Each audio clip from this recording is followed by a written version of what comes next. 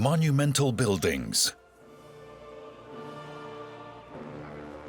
gigantic railway stations, and a digital command center that controls everything. Hundreds of thousands of figures, including even the Millennium Falcon from Star Wars. It's just fantasy. We're in Wunderland. I think being a bit crazy is a major job requirement for working in Wunderland. This is just amazing, isn't it? A creative team that constantly thinks on a scale of 1 to 87.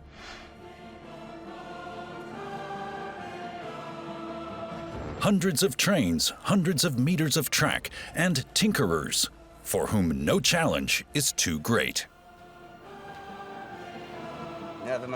If you make a mistake at the beginning, it has an effect on the whole thing right down the line. Millimeter-perfect precision under constant observation. Everything has to fit exactly, even when time is pressing. State-of-the-art technology that amazes thousands of visitors every year, and a constant stream of breathtaking ideas. The worst it can do is go wrong. Here, everything is possible. There's not much time left. Only 2 days until the opening.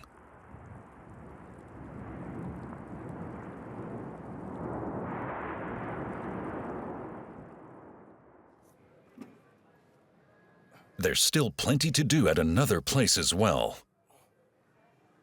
So then, give me that piece. That should be the last one, right? Yes, that should be the last.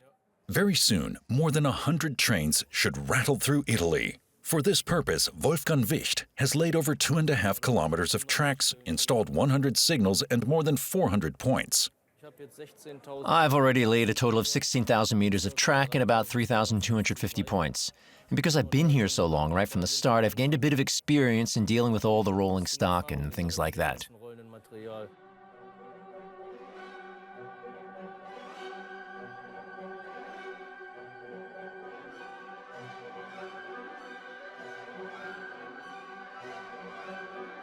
More than 1,000 HO gauge trains wind their way through Miniatur Wunderland. From high-speed trains to rack railways. The longest train measures just less than 15 meters.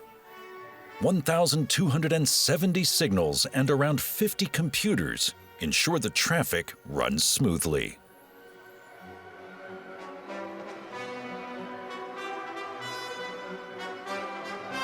Miniatur Wunderland's rail network is 13 kilometers long. Once the new Italy section is opened, it will even be over 15.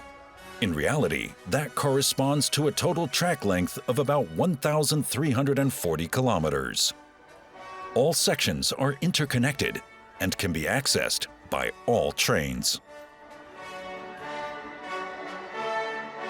Whenever new trains are purchased, their first stop is the locomotive workshop. Mike Kostad and his colleagues make sure that the newcomers soon fit in well with the rest of the fleet. For Italy alone, more than 100 new locomotives were acquired and well over 800 wagons. They now need to be tuned. The finishing touches in Italy. The model makers and technicians have only one more day before opening. And it's all far from being perfect.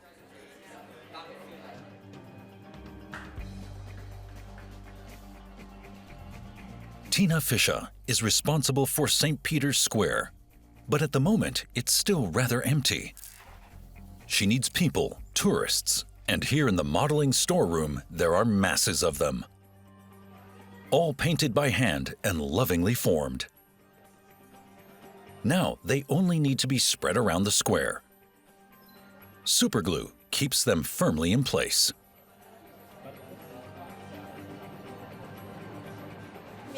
The current situation is that we don't have any large events for which St. Peter's Square would be packed with visitors. It's more of a normal day. We try to keep to pictures or to the situation we saw when we were there, and nothing special was going on. So we are trying to make sure that it's not too full or too empty, but as realistic as possible, and that's actually what makes it so difficult. And here too, working under constant observation. With dozens of enthusiastic onlookers behind you, it's not always easy to keep a steady hand.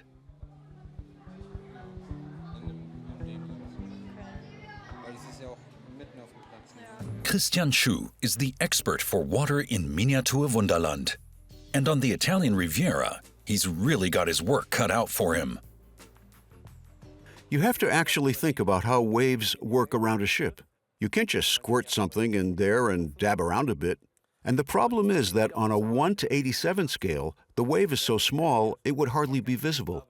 So we exaggerate a little, and so they drive around with a bit more speed. A little white paint adds the finishing touches.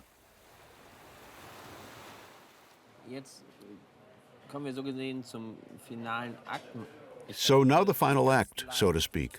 I try to put some white on the top edges by graining them very lightly, because when a wave breaks, there's always a bit of foam on the top. I'll make it a bit more obvious than it would be in reality, so it'll be noticed.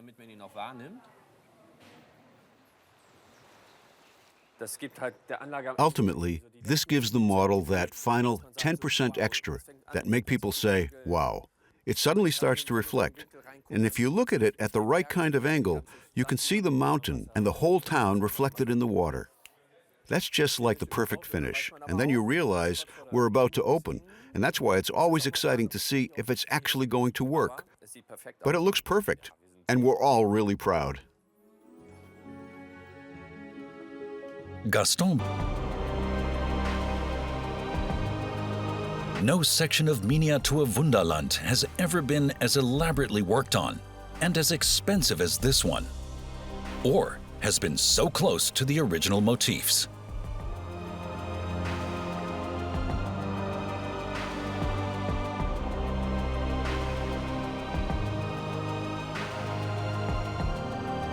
Such attention to detail blurs the borders between model and reality.